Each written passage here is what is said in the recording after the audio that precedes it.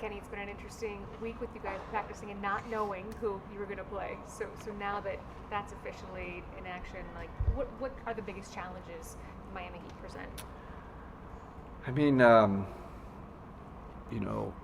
everything we know, right? I think, they're an experienced team. They have a lot of vets that know their roles. They've championship players, guys have won championships, and a coach that won championships. So I just look at it as a great challenge, and an exciting challenge, right? I think pretty cool first round. You're playing the Miami Heat with all their history and tradition, and so great for the fans. And I know this, it's going to make us a better ball club, right? Like you face a team like this again with their experience and championship experience. It's kind of exciting, and I think I do think, with all that being said, we really have been focusing on ourselves and trying to get ready. It's almost a little bit of a blessing in a sense. 90% of the time we've been like, because sometimes you can focus too much on the opponent. So I'm kind of glad our prep was focused on us and getting ourselves better and doing our individual work. It almost got us back on the routine we've been doing all season, starting from training camp. How much will you use just Max's knowledge as a resource? Do you pick his brain a lot? He was most vocal in film today, and added 3 or 4 tidbits, a couple of strategic points on their style of play. Then he knows the personnel, right? Gave a couple of things the coaches didn't bring up. So it helps, I think. What do you make of their 15 fourth quarter lead? They've blown 15 fourth quarter leads this year. I think, they say clutch play is like random, right? Like it that could turn around easily. And I think, and I haven't followed the Heat closely, but I think they've had a lot of kind of change and lineup changes and trying to really find who their group was, and the trade happens, now they got a new group and Wiggs, so I think it's harder to execute when you don't have continuity. We have continuity, and that helps in the game clutch situation. So it's definitely not coaching. We know Spoke, and is a heck of a coach. So yeah. And then when you get to this point in the season, there's no such thing as like not respecting your opponent. Everybody's earned that. But is there an added level just because the Heat, they are the last team to be an 8 seed and beat a 1, and they've done this having gone through the play-in and gone all the way to the finals? Yeah, I mean, in everything, I think I meant to kind of move in that direction. In my mind, they're not a 10 seed, right? Like, I think because of circumstances, they took a while to get their group together, but I knew when that Wiggs came on board, and I get Davion, who's really good. Like, look at their team, and they're a little bit of a 10 seed because of circumstances. They're much better than a 10 seed. But I just talking to Donovan, like you have to welcome that, right? Like it's going to be a heck of a challenge and a heck of a series, and I whatever happens is we're going to get better. We're going to improve, whether it's for series down the road, future, all of it. This is going to make all of us better. So that's part of the reason for the excitement to play these guys. You were named Coach of the Year from the Coaches Association, not us media bozos. So what does it mean to you to have that level of recognition from your peers? I love the media. I would put that. Do you? I do. I like hanging out. I mean, we have fun. Like, really, we do. I'm not one of these people that, oh man, I never, roll my eyes. I enjoy it. I enjoy the intro. We're all like kind of in the same boat, right? We're passionate about sports and the NBA and all that. So I enjoy this time. Listen, when your peers, name you Coach of the Year, and I look at the list of all the guys that have won, but all the guys you face every night, right? Like, and they actually think you're the Coach of the Year. It's a little bit surreal, right? Like it's I know this has been a special year, and I know it's about our team's success, but listen, I think Dan Gilbert took a risk hiring me, right? Like that's a risk, right?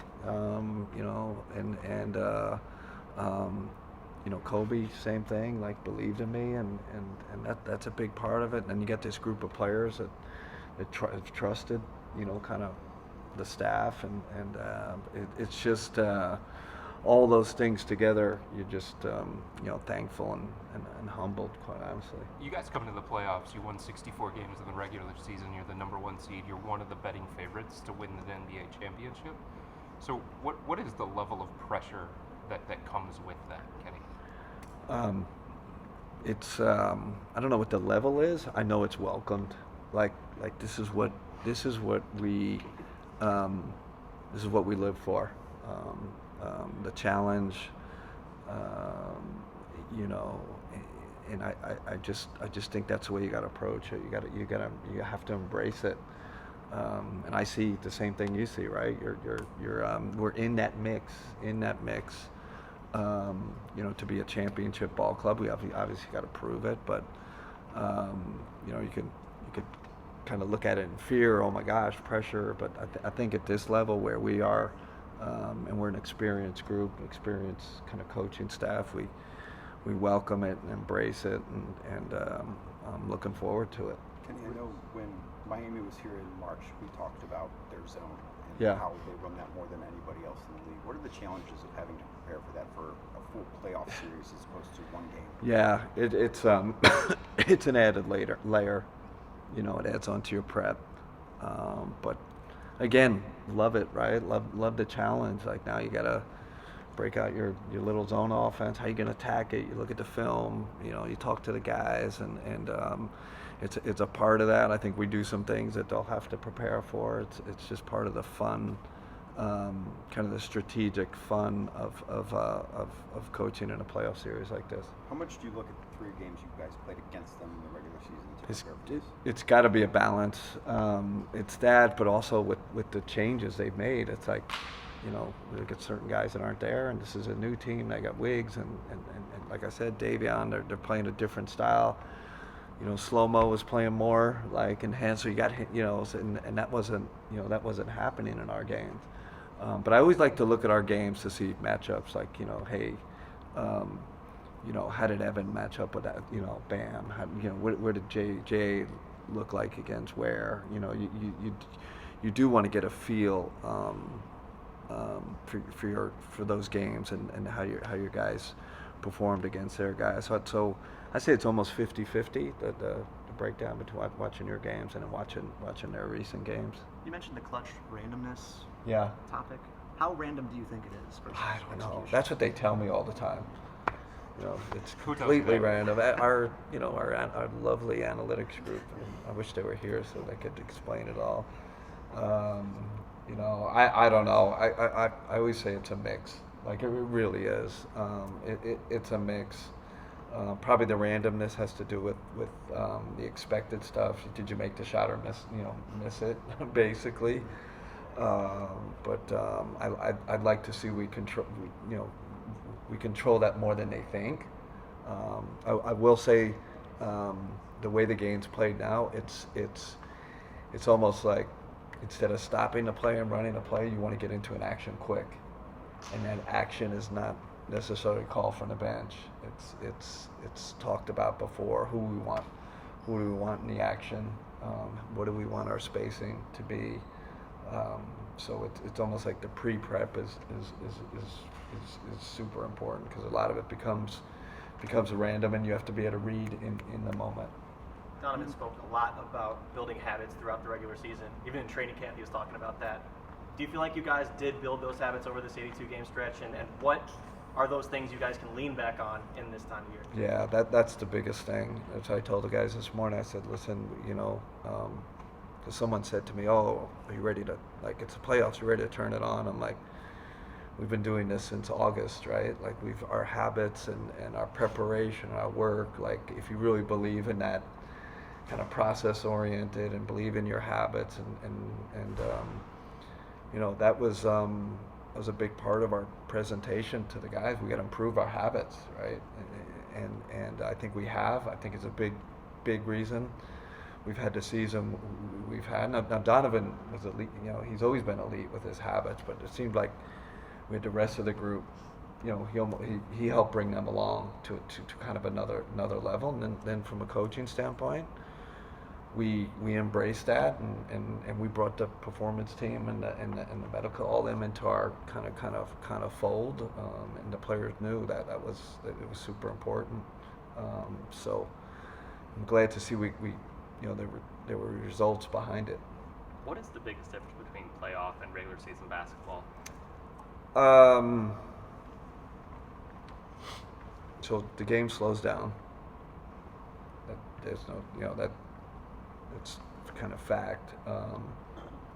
Teams miss more shots. Effective field goal percentage goes down. And the physicality, whether the referees want to admit it or not, increase. You know, and it just does. Those are from my point of view. Those are the kind of three things, and that's why. That's why I think the possession game becomes super important. It's almost like NFL. You can't turn it over. If possessions are going to be a smaller amount of possessions, teams are going to miss more. You got to take care of it, and you got to be able to rebound the ball. So that's been a big point of emphasis for ours. We got to be in the plus. You know, when we look at that, you know, end of game stat sheet, we want to be plus possession. It'll give us a greater chance to win, and that's where we're playing on the margins here. So I think our guys understand that. You were talking One last question. You were talking earlier this week about, you know, even though Darius is 25, you'd love for him to be 28 Yeah. for this playoff run. What do you look for when you're evaluating a mature basketball player in the playoffs? It's everything. There's, you know, interaction with the referees, interaction on the bench, reaction to a turnover, you know, your approach in shoot around. And listen, he's in the 94th percentile of all that, right? Like, in terms of being really good. It's like, but, you know, I think fast forward 3 years, in 3 years he's going to be in like the 100th percentile, like, because it's just part of the it's part of it. And I yelled at him at practice yesterday because there was something that went on. It was a little thing, but it was like, this is, you know, kind of, this is what I'm talking about. And I think it was reaction to the referee or got hit, and what's just going to happen in the playoffs. Like, you're going to get hit. They're going to hit you every which way. How are we going to react? You know, kind of that next play. You're going to have the next play mentality because you're going to be a target because you're a great player. And he's been stupendous this year for the most part, but we need him to take it even to another level.